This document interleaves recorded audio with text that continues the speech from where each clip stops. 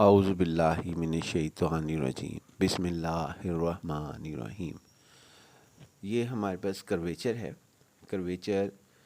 हमारे पास क्या चीज़ होती है? The concept of curvature provides a way to measure how sharply a smooth curve turns. कि एक कर्व जो है वो कितनी तेज़ी के साथ टर्न लेती है। इसकी मिसाल अगर मैं देना चाहूँ तो ये हमारे पास एक ट्रेन की पटरी है जो कि कर्व्ड शक्ल की है। जब ट्रेन उसके ऊपर रात के वक्त चलती है तो एक लाइट जो होती है उसकी वो एक स्पॉट बनाती है, उसको आप स्ट्रेट लाइन मान लें। फिर ज़रा सा टर्न वो लेती है तो साथ ही वो टर्न पर यानी कर्व के ऊपर जैसे ही वो टर्न लेती है दूसरी पे, तो दूसरी स्ट्रेट लाइन या हमारे पास टेंजेंट्स बनता है। उसके पहली लाइन स्ट्रेट लाइन और दूसरी स्ट्रेट लाइन के दरमियान जो एंगल बनता है, ये हमारे पास क्या कहते हैं कर्वेचर को डिफ़ाइन करने में काम आता है कि ये हमारे पास जो है कर्व के हिसाब से वो कितनी तेज़ी से कर्व जो सी है वो हमारे पास टर्न ले रही है। यही बात हमने यहाँ पे लिखी। A circle has a constant curvature, कि एक सर्कल का जो होता है वो कांस्टेंट कर्वेचर होता है, यानी वो हर पॉइंट से दूसरे पॉइंट के ऊपर सेम जो सा है वो हमारे पास कर्वेचर रखती है। The smaller the radius of curvature, जितना आपके पास सर्कल छोटा होगा उतना जो सा है कर्वेचर ग्रेटर होगा हमारे पास। उसके बाद the larger the radius of circle the smaller the curvature. अगर रेडियस जो सर्कल का रेडियस है वो बहुत लार्जर होगा तो उस सूरत हाल के अंदर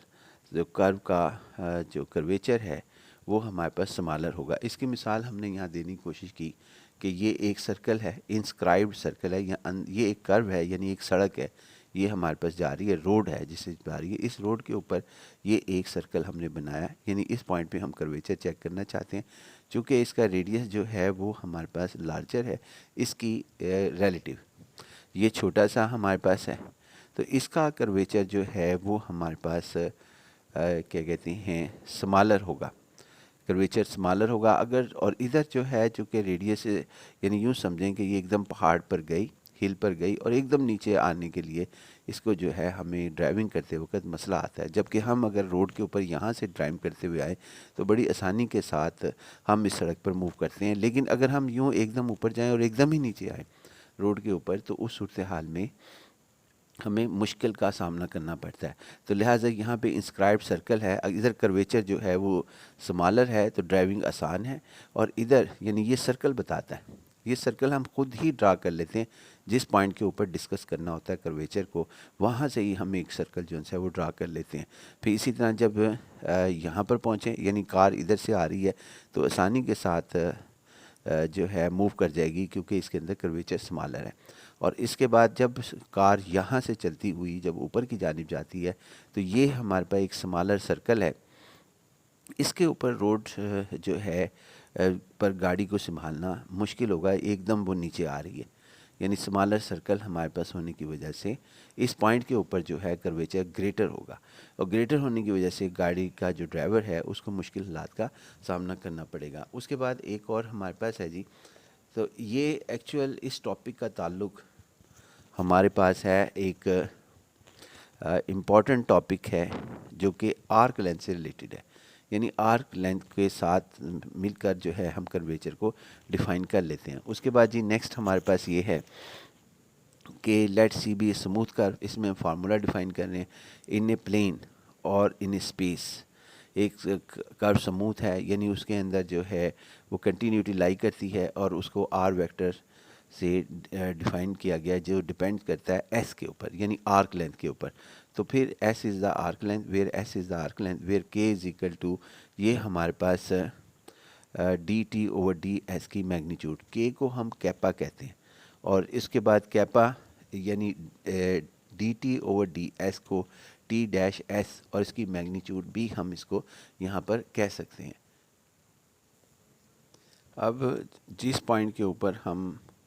कर्वेचर डिफाइन करना चाह रहे हैं वहाँ पे टी, कैपिटल टी और small T is a unit tangent vector to a given vector valued function of R T, यानी आर टी एक फंक्शन का नाम है, उसके अंदर जो सा है T capital T which depends upon the T unit vector है, जिसको हम इस तरह निकालते हैं, जो कि हमें पहले भी यूनिट वेक्टर जो है वो ऐसे ही फाइंड आउट करते हैं, जो कि इसमें किसका है जी हमारे पास ये यूनिट वेक्टर आर डैश का है हमारे पास। तो यहाँ पे भी आर डैश लिखा जाना चाहिए, आर डैश यानी R dash T over are dash T की मैग्नीट्यूड। पहले भी हम यूनिट वेक्टर इसी तरह डिफाइन करते हैं, वेक्टर ओवर वेक्टर की मैग्नीट्यूड, उसका नाम यहाँ पे कैपिटल टी और टी लिखा गया, where R dash T is a magnitude of the vector R T. उसके बाद जी आगे हमारे पास ये है कि फार्मूला नंबर 2 जो हम यूज़ करते हैं, पहले इसको कन्वर्ट करते हैं आर टी को in terms of arc length parameter S के अंदर पहले हम कन्वर्ट करते हैं, और उसके बाद arc length of the curve R T, then find फिर हम इस फार्मूले को यूज़ करते हैं। उसके बाद आगे जी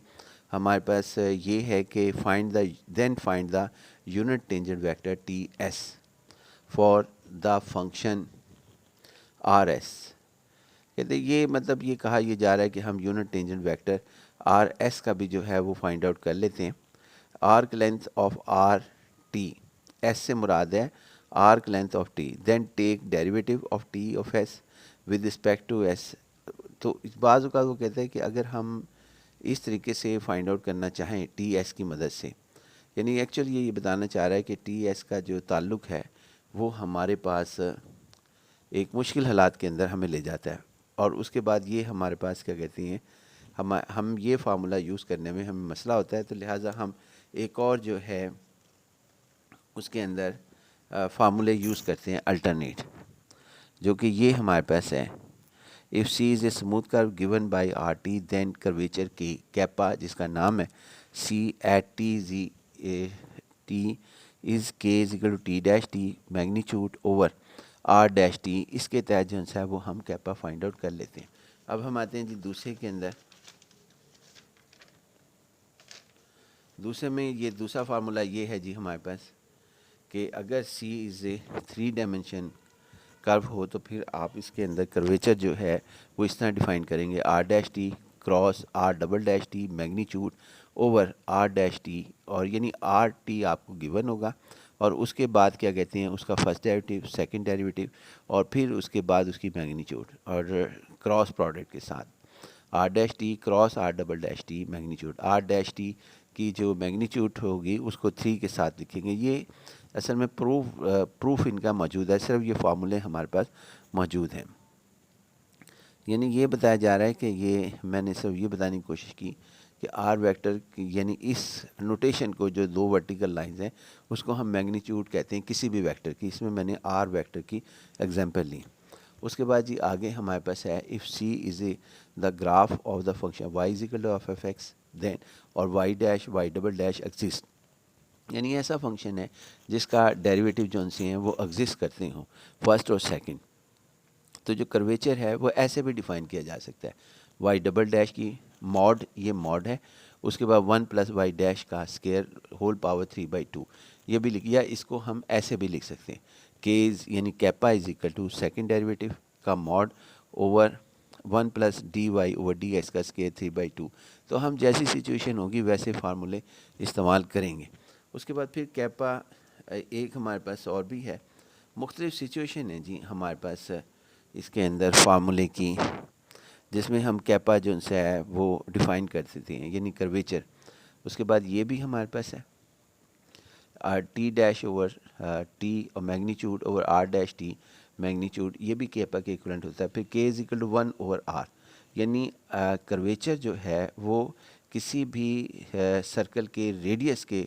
ऊपर जो उनसे है वो डिपेंड करता है कि वो स्मॉलर है। तो कर्वेचर जो है ये रेसिप्रोकल है एक दूसरे के, यानी अगर कर्वेचर ग्रेटर होगा तो रेडियस लेस होगा हमारे पास, अगर रेडियस ग्रेटर होगा तो कर्वेचर जो है वो लेस होगा, यानी एक दूसरे का रेसिप्रोकल है। एक क्वांटिटी ज़्यादा होगी दूसरी क्वांटिटी कम होगी, जिसकी मिसाल हमने एक ये छोटा सर्कल बनाया, ये सर्कल है, फिर उससे थोड़ा सा बड़ा सर्कल बनाया, इसका कर्वेचर जो है वो आपके पास क्या कहती हैं बहुत ग्रेटर होगा, क्योंकि ये स्मॉलर हमारे पास है, रेडियस बहुत स्मॉल है, इसमें ग्रेटर, इसमें थोड़ा सा ज़्यादा है, तो वो इसका कर्वेचर इसकी निस्बत जो है वो हमारे पास थोड़ा सा कम होगा, लेकिन होगा ज़्यादा ही, ये कम, उससे ज़्यादा रेडियस पे चले जाएं तो ये हमारे पास है। जैसा कि मैंने वहाँ पे रोड की भी एग्जांपल दी थी कि आपके पास वो एक सड़क है, तो सड़क में से ये पॉइंट, ये वाला पॉइंट, ये रोड है और ये इस तरह जा रही। तो इस सूरत हाल में आपके पास कर्वेचर, यानी अगर कार इधर से मूव करती हुई आए तो ये जो इंस्क्राइब्ड सर्कल है वहाँ पे रेडियस जो है वो ग्रेटर है होने की वजह से इसका कर्वेचर जो है लेस होगा बनिस्बत इसके कि रोड ऐसे बना ली जाए, यानी ऐसे। तो इस सूरत हाल में इसका रेडियस कम है इस सर्कल का, और लिहाजा ये हमारे पास इस तरीके से इसका कर्वेचर ज़्यादा होगा, इसका कर्वेचर इसकी निस्बत लेस होगा इसका। यानी कार इधर से जो है आराम से गुजर सकती है, जबकि इधर से जो है अगर ये रोड पे ये वाला सिचुएशन हो, ऐसी रोड हो ऐसे, तो कार को बड़ा मुश्किल आ जाएगी। और अगर इस तरह की रोड हो, यानी ये रोड आ रही है, फिर उसके बाद ये जैसा कि पहाड़ी इलाकों में होती है, तो ये इंस्क्राइब्ड सर्कल ये बहुत ही स्मॉलर है, तो यहाँ कर्वेचर बहुत ही ज़्यादा होगा और एक्सीडेंट होने का बहुत ज़्यादा चांस बन जाता है।